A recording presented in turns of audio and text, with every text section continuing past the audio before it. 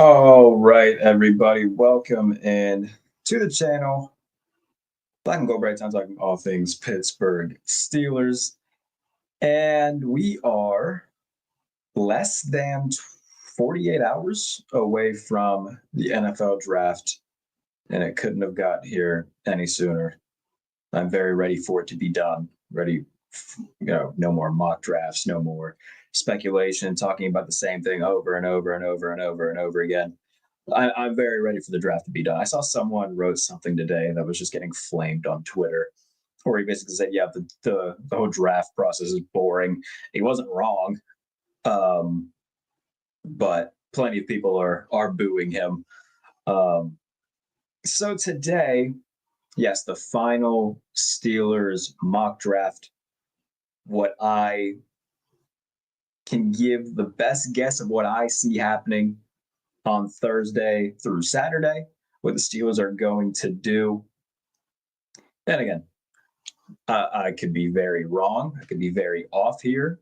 I won't be surprised if I am. Mock drafts are just nothing more than a big old crapshoot guessing game.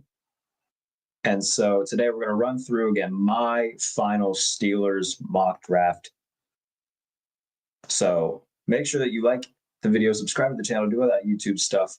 We'll be here tomorrow or Thursday night to react to everything that happened in round one, especially for the Steelers. Going to be a very busy rest of the week in terms of content, both on here and written. So be sure to follow everything I'm doing, both with the channel. So like and subscribe. Written work at Behind the Steel Curtain, all the Steelers stuff, as well as the sporting news, USA Today, everything that I'm doing right now. Be sure to keep your eye on it. So yeah, let's get this thing started. First things first, the Steelers in the first round, pick 21.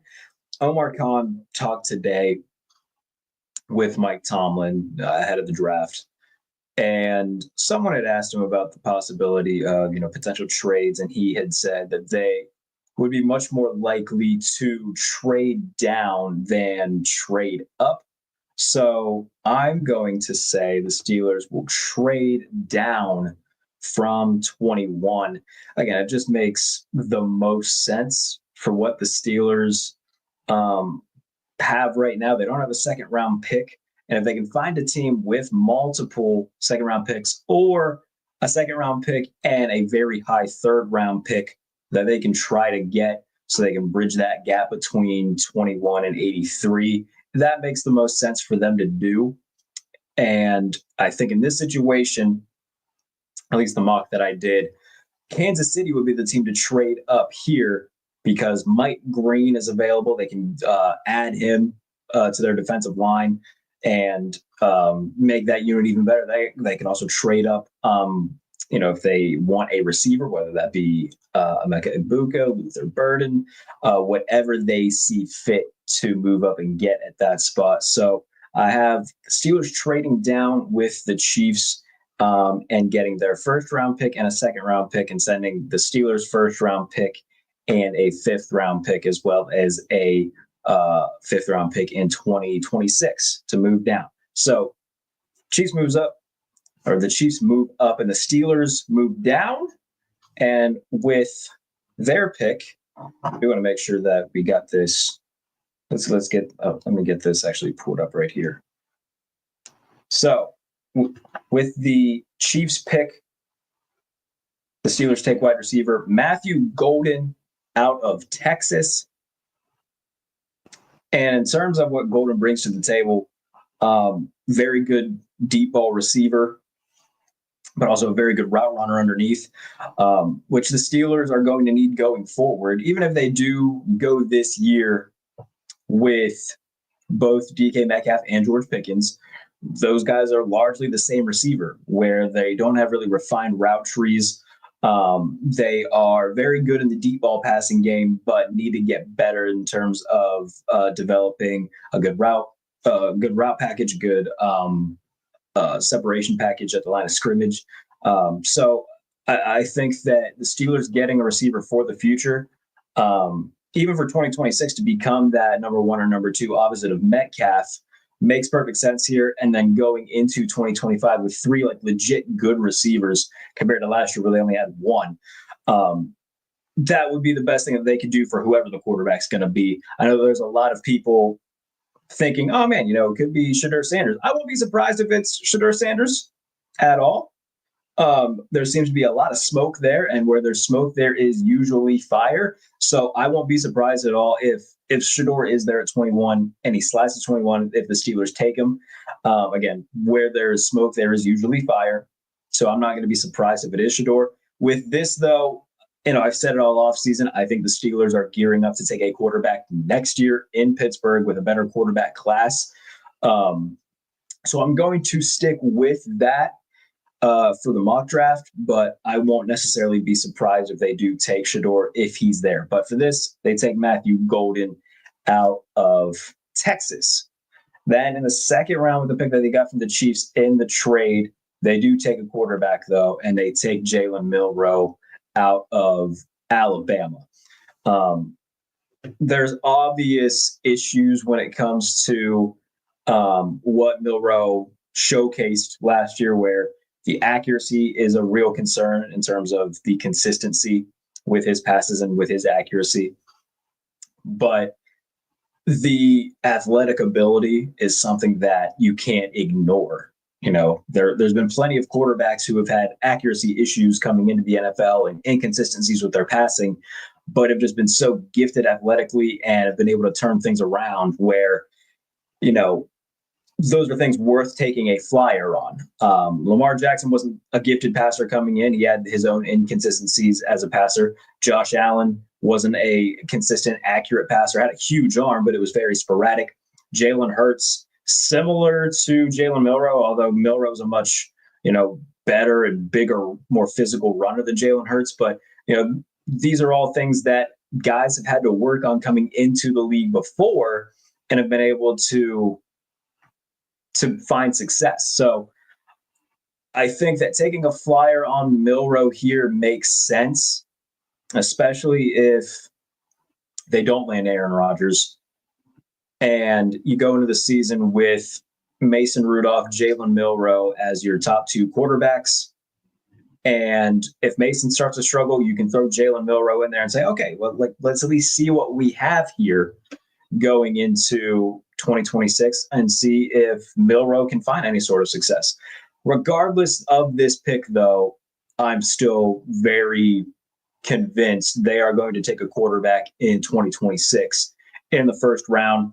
And then you're in a situation where, okay, you have two guys that are young, and if the pick in 2026 doesn't work out, then you have Milroe there who, has spent time developing and could maybe get a shot at starting. And if both of them fail, then, that stinks. But you got to take, your throws at the board here and try to find a quarterback. Can't stray away from taking one because you're afraid that they'll fail. So Steelers take Jalen Milroe with a second round pick that they get from Kansas City in the first round with a trade. All right, next up, defensive tackle CJ West out of Indiana had a really good pass rush win rate as a defensive tackle, 19 hurries, 5 pressures last year at Indiana. So if Pittsburgh is trying to build their defensive line similar to how Philadelphia built theirs, CJ West is a guy that they could target because he can win from the interior. Putting him in a rotation with Keanu Benton and getting him alongside Cam Hayward and Benton, depending on what their alignment is, it makes a lot of sense to add him to this defensive line. Again, if they're trying to build like the Philadelphia Eagles, this is something that makes sense. Round 4, pick 123, the running back Devin Neal out of Kansas. They need somebody to put opposite of Jaylen Warren to have him be the number 2. They currently don't really have one. Jaylen Warren obviously going to be the number 1 this year. He just signed his restricted free agent tender today, so he's officially going to be there. Devin Neal last year, though, 1,262 yards, 16 touchdowns on the ground. Good runner in both zone and gap schemes. So this is a guy who is incredibly versatile. very elusive, and could end up being an eventual starter for Pittsburgh. But for the time being, will be a really nice number 2 complement to Jaylen Warren. So Devin Neal, running back out of Kansas, going to Pittsburgh in the 4th round. Round 6 with the 185th pick, I've been taking safety Malachi Moore from Alabama. They've done their due diligence on a lot of safeties. And looking at what they currently have, Deshaun Elliott's in the last year of his deal. Minkah Fitzpatrick is getting close to 30. So, I mean, that's a position of need for the long-term future.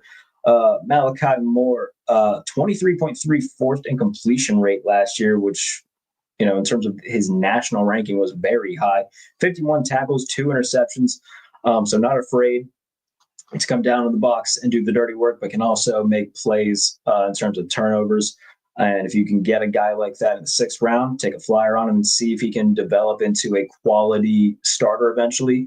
When the time comes, then Pittsburgh could get a steal in the 6th round. And then to round everything out, in the 7th round, pick 229, Caden Prescorn, tight end from Ole Miss. Solid receiver, 27 catches, 3 touchdowns last year. Solid blocker as well.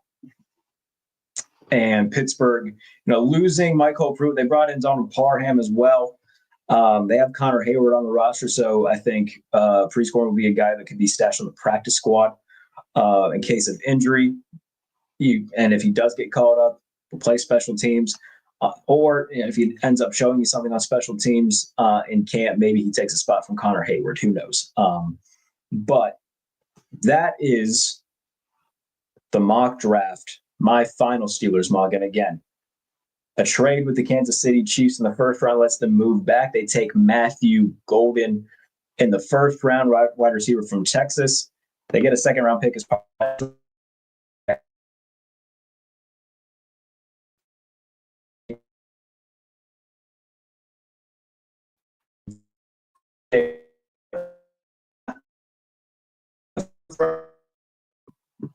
running back Devin Neal out of Kansas. Round 6, they take Malachi Moore, the safety, out of Alabama. And round 7, they take Caden Prescorn from Ole Miss. And that is my final Steelers mock draft. Henry tuning in saying Jalen Milroe equals Josh Allen. I don't think that's going to happen, personally speaking, but I appreciate you tuning in, Henry. And again, the thing with Milroe is his athleticism is something that you can't deny. Incredibly powerful, but also very fast. He had 20 rushing touchdowns last year and over 700 rushing yards. He's a guy that somebody's going to take in the first 2 rounds. I would say in the first 40 picks. I don't think he's going to be there at 63 in this hypothetical trade, but if he is, then yeah, that's something that I think Pittsburgh should do, just because the potential upside, it's too great to pass on. Look, if he doesn't turn out to be anything, then okay, but you got to at least take your throws at the board here and try to get your future quarterback. And again, I think in 2026, when the draft is in Pittsburgh, they are going to take somebody in the 1st round. They're going to make a move, maybe 2 moves to trade up in the 1st round and get a guy, whether that be Arch Manning, whether it be Lenore Sellers, whether it be Drew Aller. They are going to get a guy in 2026, but that doesn't mean that they can't take a guy here after the 1st round. And if Jalen Milroe does become available to them, he is somebody that they should take on upside alone. And especially, if they don't get Aaron Rodgers, then you go into 2025 with Mason Rudolph, Jalen Milroe as your top 2 quarterbacks. It does make a lot of sense, in my opinion. Now, look, like I said, there's a lot of smoke to the Shedeur Sanders stuff, right? And it's not something that I would be surprised if it happened. I think that, like I said, where there's a lot of smoke, there's usually some fire. And so I'm not going to be shocked if Shedeur does fall to them at 21, if they do take him. I think that, yes, they've been gearing up to take a quarterback in 26, but I think a lot of that also might have had to do with the fact they didn't think that any of the top 2 quarterbacks would be in their realm of possibility in this draft. So if Shedeur falls to them and they love him, then I would assume they take him. And, talking to my good friend from SB Nation, JP Acosta, he believes that he would be a very good fit in Arthur Smith's offense. So I won't be surprised if they take Shedeur Sanders.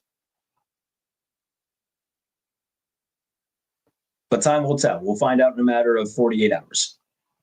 Well, probably close to like 52 because the first round of the draft, for some reason, takes 4 hours, which is unnecessary.